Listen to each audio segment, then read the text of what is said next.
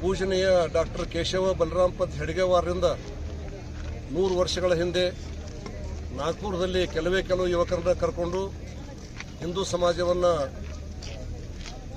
ಒಗ್ಗೂಡಿಸಬೇಕು, ರಾಷ್ಟ್ರಪ್ರಿಯವನ್ನು ಜಾಗೃತ ಮಾಡಬೇಕು ಅಂತಕ್ಕಂಥ ಚಿಂತನೆಯಿಂದ ಪ್ರಾರಂಭ ಮಾಡಿರ್ತಕ್ಕಂಥ ರಾಷ್ಟ್ರೀಯ ಸ್ವಯಂ ಸೇವಕ ಸಂಘಕ್ಕೆ ಮೊನ್ನೆ ವಿಜಯದಶಮಿಗೆ 100 ವರ್ಷಗಳನ್ನು ಪೂರೈಸತಕ್ಕಂಥ ಶತಮಾನೋತ್ಸವದ ಸಂದರ್ಭದಲ್ಲಿ ಇವತ್ತು ದೇಶಾದ್ಯಂತ ರಾಷ್ಟ್ರೀಯ ಸ್ವಯಂ ಸೇವಕ ಸಂಘದ ವಿಜಯದಶಮಿ ಉತ್ಸವವನ್ನು ಬಹಳ ಅದ್ಧೂರಿಯಾಗಿ ದೊಡ್ಡ ಸಂಖ್ಯೆಯಲ್ಲಿ ಗಣವೇಶಗಳನ್ನು ಧಾರಣೆ ಮಾಡಿ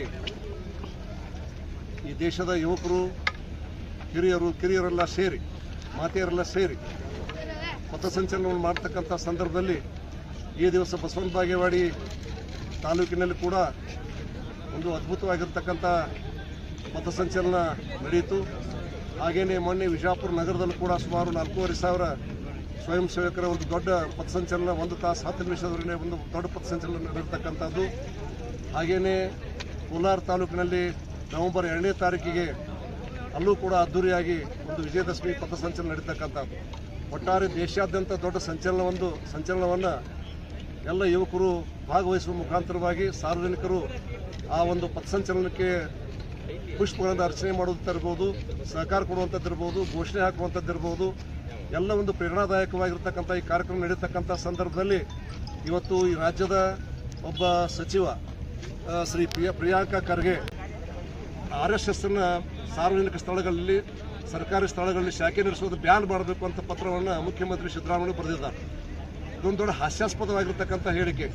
ನಿಮ್ಮ ಹಿರಿಯರು ಹಿಂದಿನ ಪ್ರಧಾನಮಂತ್ರಿ ನೆಹರೂಜಿ ಅವರಿರ್ಬೋದು, ಆ ನಂತರ ಬಂದಿರತಕ್ಕಂಥ ಹಿಂದಿನ ಪ್ರಧಾನಮಂತ್ರಿ ಇಂದಿರಾ ಗಾಂಧಿ ಅವರಿರ್ಬೋದು, 1948ರಲ್ಲಿ 1975ರಲ್ಲಿ 2 ಬಾರಿ ಸಂಘದ ಮೇಲೆ ನಿಷೇಧ ಹಾಕಿರ್ತಕ್ಕಂಥದ್ದು ಐತಿ. ಸಂಘ ನ್ಯಾಯಾಲಯದಲ್ಲಿ ನಿರಪರಾಧಿಯಾಗಿ ಹೊರಗೆ ಬಂದು ಮತ್ತೆ ಅದು 100 ಪಟ್ಟು ಸಂಘದ ಶಕ್ತಿ ಬೆಳೆದಿರ್ತಕ್ಕಂಥದ್ದು ಇತಿಹಾಸ ಸಾಕ್ಷಿ ಇದೆ. ಹೀಗಿದ್ದು ಕೂಡ ನೀವು ವ್ಯರ್ಥ ಪ್ರಯತ್ನ ಮಾಡ್ತಕ್ಕಂಥದ್ದನ್ನು ಪ್ರಿಯಾಂಕಾ ಖರ್ಗೆ ಅವರಿಗೆ ನಾನು ಟೀಕೆ ಮಾಡಲಿಕ್ಕೆ ಹೋಗೋದಿಲ್ಲ, ಕೆಟ್ಟ ಶಬ್ದವನ್ನು ಬಳಕೆ ಮಾಡಲಿಕ್ಕೆ ಹೋಗೋದಿಲ್ಲ. ನಿಮ್ಮ ಕುಟುಂಬ ಹೈದರಾಬಾದ್ ನಿಜಾಮರ ರಜಾಕರರಿಂದ ಬೆಂಕಿ ಹಚ್ಚಿ ನಿಮ್ಮ ಮನೆಯೊಳಗೆ ಸುಟ್ಟು ಸಾವಾಗಿರ್ತಕ್ಕಂಥದ್ದು ನೀವು ಮರ್ತೀರಿ ಅಂತ ಹೇಳಿದ್ರೆ ಇದು ನಾಚಿಕೆಗೇಡಿನ ವಿಷಯ. ಅದು ಅದೇ ರಜಾಕರ ಬಂದು ಸುಟ್ಟಾರ ನಿಮ್ಮ ಮನೆ, ಅದನ್ನು ನೀವು ಮರ್ತೀರಿ ಅಂತ ಹೇಳಿದ್ರೆ ಇನ್ನೂ ಯಾವ ದಿಶೆ ಒಳಗೆ ಅದ್ರಿ ನೀವು ಬರೀ ಒಂದು ಹೋಟ್ ಬರ್ತಾವಂತ ಅಲ್ಪಸಂಖ್ಯಾತ ಹೋಟ್ ಬರ್ತಾವಂತ ತಿಳ್ಕೊಂಡು ಈ ರೀತಿ ಮಾಡ್ತಕ್ಕಂಥದ್ದು ಸರಿಯಲ್ಲ. ನೀವು ಇನ್ನಾದರೂ ಕೂಡ ಬುದ್ಧಿ ಕಲ್ಕೊಂಡು ರಾಷ್ಟ್ರೀಯ ಸ್ವಯಂ ಸಂಘದ ತಂಟೆಗಳಿಗೆ ಬರಬೇಡ್ರಿ.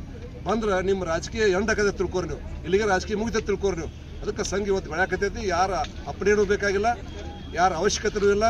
ಸರ್ಕಾರ ನೀವು ಮಾಡ್ರಿ, ಬೇಕಾದ್ರೆ ಬಿಡ್ರಿ, ಜಾಗ ಕೊಡ್ರಿ, ಬೇಕಾದ್ರೆ ಬಿಡ್ರಿ. ಸ್ವಂತ ಜಾಗೆಯಲ್ಲಿ ಸಂಘ ನಡೆಸುವಂಥ ಶಕ್ತಿ ಎಲ್ಲ ಸ್ವಯಂ ಸೇವಕರಿಗೆ ಐತಿ. ಅದು ಡಾಕ್ಟರ್ ಕೇಶವ ಬಲರಾಮ್ ಪಂತ್ ಹೆಡ್ಗೇವಾರರ ಹಿರಿಯರ ತ್ಯಾಗ ಬಲಿದಾನದ ಫಲವಾಗಿ ಆ ಶಕ್ತಿ ಇವತ್ತು ಸಮರ್ಥವಾಗಿ ಎಲ್ಲ ಕಾರ್ಯಕರ್ತರು ಬಂದಿದೆ, ಸ್ವಯಂ ಸೇವಕರಲ್ಲಿ ಬಂದಿದೆ. ಅದನ್ನು ಮುಟ್ಟುವಂಥ ಕೆಲಸವನ್ನು ಮಾಡಬಾರ್ದು. ನೀವು ದಯವಿಟ್ಟು ಅದನ್ನು ಕ್ಷಮೆ ಕೇಳಬೇಕು ಅಂತಕ್ಕಂಥ ಮಾತನ್ನು ಹೇಳಕ್ಕೆ ಬಯಸ್ತೀನಿ.